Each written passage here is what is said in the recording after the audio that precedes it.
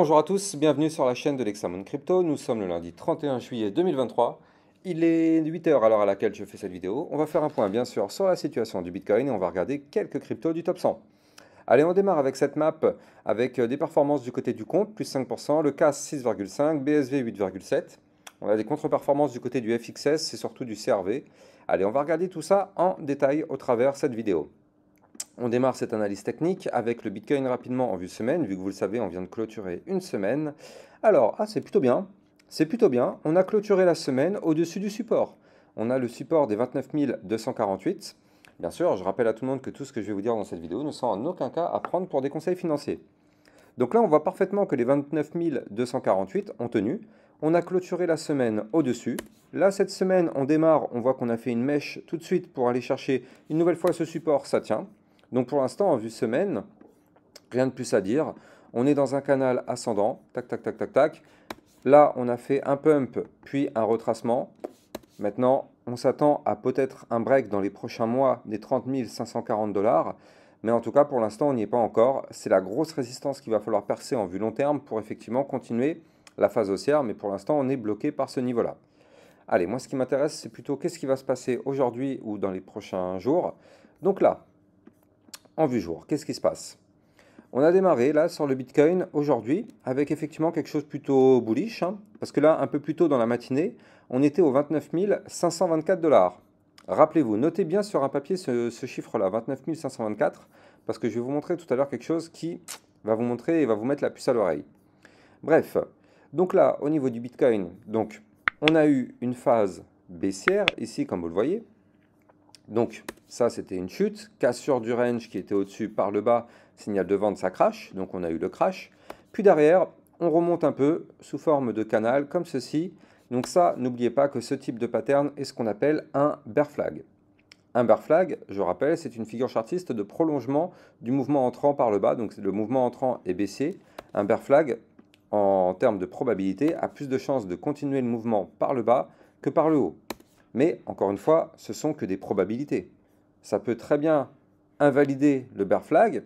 On remonte, on va chercher le haut de l'ancien range ici, aux 29 820 $. Et dans ce cas-là, si on réintègre cet ancien range, ça, ce sera plutôt une configuration bullish, parce que réintégration du range par le bas, le but est d'aller chercher le haut du range. Alors, bien sûr, vous le savez, on est en plein mois de juillet, enfin, on est fin juillet, début août. Donc c'est clairement pas le moment où il y a le plus de volume, et on le voit parfaitement, regardez ça, depuis maintenant une dizaine de jours, sur le Bitcoin, il ne se passe rien, strictement rien. On a des mouvements à combien? C'est des mouvements à plus 0,5. C'est rien, c'est strictement rien. Alors que normalement, par jour, une crypto-monnaie varie entre 1, 3, 4% par jour. Mais là, sur le Bitcoin, c'est des mouvements à 0,5, 0,3, c'est-à-dire que dalle sur le Bitcoin. Il n'y a strictement aucun volume. Maintenant, ce qu'on voit, c'est que là, au niveau du momentum MACD, vous le voyez ici, on va potentiellement bientôt terminer le momentum bear. Vous le voyez en vue jour, momentum MACD qui est là, la ligne bleue qui potentiellement pourrait repasser au-dessus de la ligne orange bientôt. Donc là, peut-être que dans les prochains jours, on pourrait redémarrer, pourquoi pas, un momentum bull. Maintenant, encore une fois, tant que on ne repasse pas au-dessus du bas de l'ancien range, on est toujours malheureusement en vue jour en configuration baissière. Donc ça, il faudra se méfier de ça, parce que même si on remonte, alors les plus débutants vont se faire avoir, si jamais on a une poussée haussière et qu'on retrouve le Bitcoin au 29 815, les plus débutants vont se dire que ça y est, c'est bon, c'est reparti to the moon. Alors qu'en réalité, non, la menace sera toujours bel et bien là. Il faudra réintégrer l'ancien range, parce que je rappelle que le bas du range est une zone de résistance, et si on se fait rejeter, on pourrait très bien se faire rejeter ici, boum, on valide le bear flag, et on crash. C'est un scénario, si on chute, prochain support 28 575, puis 27 430. Ça, c'est les deux supports qu'on pourrait aller chercher si effectivement on a un Bitcoin qui retrace. Maintenant, voilà, là pour l'instant, ça tient. En réalité, tant qu'on ne break pas le dernier plus bas, c'est-à-dire ici les 29 194, ça va. Si on break ça, par contre, effectivement, il faudra commencer à se méfier. Mais pour l'instant, ça tient, ça a l'air de tenir, donc il y a juste à patienter. On va jeter un petit coup d'œil au niveau du calendrier économique de cette semaine. Alors, qu'est-ce qui va se passer cette semaine? J'applique. Voilà, donc bon, aujourd'hui, c'est l'Europe, on s'en fout un peu. En général, ça fait rien bouger. Mais à partir de demain, 1er août, indice PMI manufacturier, rapport GOLTS, intéressant. Et puis mercredi, on aura la création d'emplois non agricoles ADP et le stock de pétrole brut. Et surtout, ça va être jeudi et vendredi que ça va être intéressant, donc on verra ça plutôt en fin de semaine. Mais là, il va y avoir déjà dès demain des indices intéressants qui vont tomber. Allez, du côté du Bitcoin, si on se met en vue 4 heures, là par contre, c'est plus intéressant quand même. Souvenez-vous, souvenez-vous de ce que je vous avais expliqué. Donc là, au niveau du Bitcoin, on avait ce trait bleu qui est ici, qui est une ligne de tendance haussière en vue 4 heures. Cette ligne de tendance haussière, elle est comprise dans un gros canal descendant. C'est-à-dire que là, en vue 4 heures, donc c'est-à-dire en échelle de temps court terme, on est dans une phase baissière. Dans cette phase baissière, que vous voyez ici, on a démarré ici une petite phase haussière. Et donc là, tant qu'on était au-dessus de cette ligne de tendance haussière, tout va bien. Maintenant, ici, on l'avait breaké. Mais regardez ça, ce qui est bien, c'est qu'on avait certes breaké la ligne de tendance par le bas, on a fait le pullback, et derrière, regardez, le pullback a validé, il a clôturé au-dessus de la ligne pour la regagner. Donc ça, c'est ce qu'on appelle un fake out, une fausse cassure. Donc cette fausse cassure, pour l'instant, ça va. On a toujours ces bandes de Bollinger qui sont très resserrées. Ça, c'était une feinte pour tenter la cassure par le bas de la ligne de tendance haussière et feinte de cassure de bande de Bollinger par le bas pour aller choper les liquidités pour faire un piège vendeur, effectivement. Et au final, on réintègre, on repasse au-dessus de la ligne et on repart vers le nord. Donc ça, c'est plutôt intéressant. Donc là, tant qu'on est au-dessus, ici, des 29 320 $, tout va bien. Si malheureusement on repère ce niveau, ça voudra dire qu'on repasse sous la ligne de tendance haussière. Là maintenant, on est juste pile poil sous la moyenne mobile 50 périodes. Regardez ça comment c'est chirurgical au millimètre près. La ligne verte, c'est la moyenne mobile 50 périodes. Donc les 29 438 $, ça c'est la résistance à breaker. Si on break cette résistance en vue 4 heures, on ira chercher le haut des bandes de Bollinger. Et ça c'est plutôt pas mal parce que vu qu'on a des bandes de Bollinger très resserrées ici, on sait qu'on a un mouvement d'ampleur qui arrive. On le sait. Et on a aussi un très joli pattern qui s'est formé. Je vais vous en parler tout de suite, mais n'oubliez pas de prendre quelques secondes pour liker, commenter, partager au maximum. Ça permet à YouTube de comprendre que les vidéos que je fais sont des vidéos de qualité, et YouTube les met de plus en plus en avant. Donc je compte sur vous pour mettre un maximum de likes, et moi j'en profite pour boire un petit coup de mon café. Voilà. Donc j'espère que vous avez profité de ces quelques secondes pour mettre un petit like. C'est vraiment très rapide, hein. 4 secondes pour mettre un like, 5 secondes pour mettre un commentaire, même si c'est juste pour dire merci. Je vous en remercie énormément. Alors, comme je vous l'ai dit, le Bitcoin nous forme un très joli pattern. Qu'est-ce que c'est que ce pattern? C'est un double bottom. Ça fait 3-4 jours que je vous en parle de ce double bottom. Premier bottom, deuxième bottom, comme ceci. Tant qu'on ne break pas la ligne de coup de ce double bottom, pour l'instant, il n'est pas validé. Alors, il y a des personnes plutôt débutantes qui m'ont dit « Ouais, mais Alexa, ça y est, le double bottom, il est mort, regarde, ça a chuté, le double bottom est mort. » Alors, reprenons les choses, mais le problème, c'est que les débutants ne veulent pas se former. Je rappelle que sur mon site internet, vous avez toutes les vidéos formation gratuites en libre accès. Tout y est. Vous avez 2 pages de vidéos formation gratuites. Donc, au bout d'un moment, voilà, c'est dommage de ne pas vouloir se former alors qu'on est peut-être à l'aube d'un bull run dans les prochains mois, prochaines années. Bref, 2 pages de vidéos formation gratuites en libre accès sur mon site internet lexamondcrypto.fr. Il y a des personnes qui m'ont dit donc ce double bottom est annulé. Moi, je regarde mon tracé, je regarde ma courbe, et je me dis quoi? Je me dis qu'on va regarder ensemble d'ailleurs. Je vois qu'ici, on a un premier bottom, je vois qu'on a un deuxième bottom. Effectivement, on n'a pas encore breaké la ligne de coup, mais en aucun cas, ce double bottom est invalidé.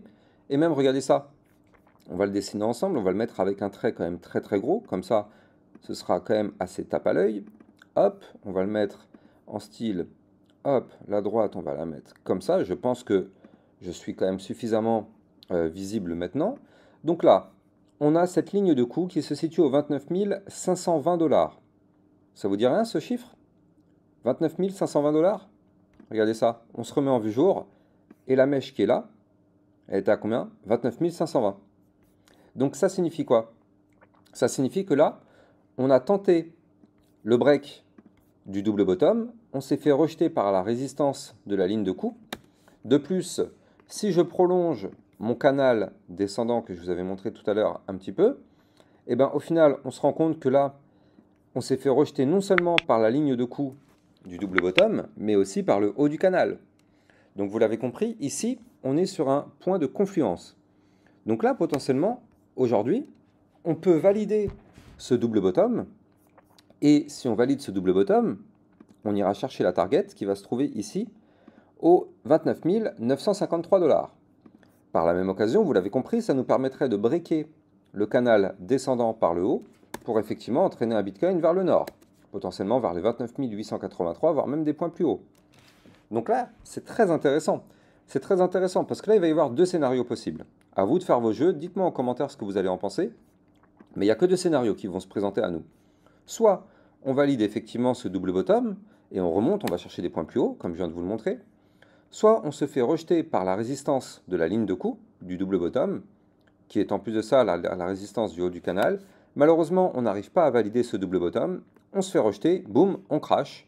On va chercher les 28 831 $, voire même par la suite le bas du canal descendant, ici aux 28 216, voire même ici les 28 130 $. Dites-moi quel scénario vous privilégiez. Expliquez-moi aussi en commentaire, c'est toujours très intéressant. Mais en tout cas, voilà. Là, on est sur un point de confiance. On est plutôt vers le haut du canal. Donc là, on va sûrement tenter le break. Maintenant, personne ne sait si le break va se valider ou pas. Donc, il va falloir suivre ça de très très près. Mais là, on y est. On est sur la zone qu'il faut breaker. En tout cas, s'il faut breaker, c'est maintenant. Parce qu'on y est sur les niveaux là. Vous le voyez? On y est. C'est maintenant que ça va jouer. Surtout que là, on arrive dans une zone de confluence. Regardez, reprenons ma ligne de tendance haussière qui est ici. Et là, le haut du canal qui est ici. Donc là, ça veut dire quoi? Ça veut dire que dans toute cette zone-là, là, ici, ça peut encore bloquer, mais il va y avoir une prise de décision. Prise de décision dans les 1, 2, 3, 4, 5, 6, allez, 6, 7. Ça fait peut-être un jour et demi. Encore un jour et demi avant une prise de décision. Soit on break le canal descendant par le haut, vous l'avez compris, on aura un Bitcoin qui remonte un peu. Soit on break la ligne de tendance haussière par le bas, vous l'avez compris, on aura un Bitcoin qui chute. Mais là, ça va se jouer dans très peu de temps. Donc on va surveiller ça de très très près. Il y a un breakout là qui arrive. Donc on est prévenu. On va juste patienter en espérant que ça pète par le haut. Mais attention, on est bloqué par deux résistances. Donc est-ce que ça va péter par le haut? Affaire à suivre. En tout cas, nous, on est au taquet. On a les niveaux à suivre. On va suivre ça de très très près. Allez, allons jeter un petit coup d'œil du côté du top 100. Oh, alors, non, ça c'est de la vue semaine. XRP. XRP, intéressant, vous le voyez. Peut-être qu'il est en train de nous former un double bottom sur le support. Vous le voyez ici, tac, tac, tac, tac. On a un support Fibonacci 0,5 Fibonacci au 0,7013 avec potentiellement un double bottom sur le support. Donc le niveau clé à ne surtout pas breaker, c'est ici les 0,7013. Mais pour l'instant, c'est intéressant parce qu'on ne break pas, c'est un niveau de support important. Donc pour l'instant, au niveau du XRP, ça tient. Litecoin, malheureusement, qui a de nouveau reperdu sa résistance. Donc lui, il danse avec la résistance. 93,81, c'est ça le niveau clé à surveiller.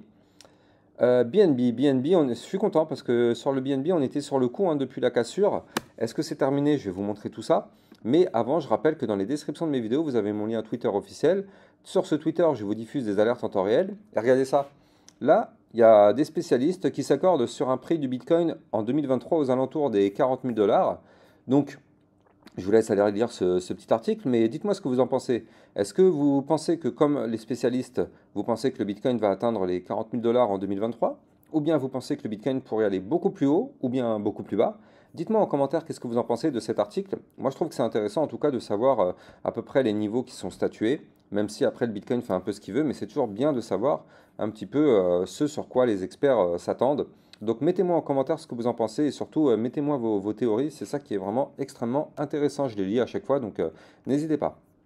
Bref, sur mon Twitter, vous avez aussi des alertes en temps réel, des sondages et tout ce qu'il faut, donc voilà, n'hésitez pas à venir me suivre sur mon Twitter officiel pour recevoir tout ce type de contenu. Allez, donc le BNB, là pour l'instant, on est bloqué par le milieu des bandes de Bollinger, ici 243,10. Si on break ça, vous l'avez compris, on pourrait aller remonter pour aller chercher les 248,5 zones de résistance. Et si on break le haut du range, boum, pourquoi pas un BNB qui remonte. Ethereum, malheureusement, pour l'instant, on n'y arrive pas. Toujours en train de latéraliser. Il faut qu'on break ici, dans un premier temps, les 1779, puis les 1933 $. Solana, qui peut-être est en train de nous former un double bottom sous la résistance du haut du range qui est ici.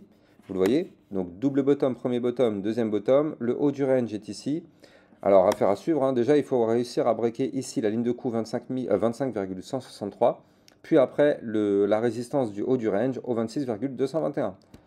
Jetons un petit coup d'œil sur le Matic et voilà, ça y est, on y est les amis, on l'a fait. On était ici, moi je vous avais dit que le Matic il allait chuter pour aller chercher le bas du canal. Qu'est-ce qui s'est passé? On était en haut du canal, il a chuté pour aller chercher le bas du canal. Donc là ça y est, le mouvement est fait sur le Matic. Maintenant, est-ce qu'il va rebondir sur le bas du canal qui est une zone de support pour former cette gigantesque tasse séance? C'est le moment en tout cas. Si le Matic doit rebondir, c'est maintenant. Parce que là on est sur le bas du canal. Si on break le bas du canal, vous l'avez compris, le Matic va continuer sa phase baissière. Par contre, si on arrive à rebondir, bah effectivement, on pourrait remonter, tac, on break ici la ligne de coup de la tasse séance au 0,85 et on pourrait avoir un Matic qui remonte assez haut. Donc, affaire à suivre en tout cas. On va suivre ça de près. C'est le moment effectivement qu'il faut suivre là sur le Matic actuellement. Voilà, j'espère que vous avez kiffé cette vidéo. N'oubliez pas de liker, commenter et partager au maximum. Je rappelle que c'est grâce à ça que ma chaîne YouTube peut évoluer et c'est grâce à ça que YouTube comprend que mes vidéos sont des vidéos de qualité. Donc je compte sur vous pour jouer le jeu. Et n'hésitez pas d'aller regarder en description de mes vidéos pour recevoir tous mes liens officiels. Quant à moi, j'ai plus qu'à vous souhaiter une excellente journée et je vous dis à plus tard pour une prochaine vidéo. Ciao, ciao!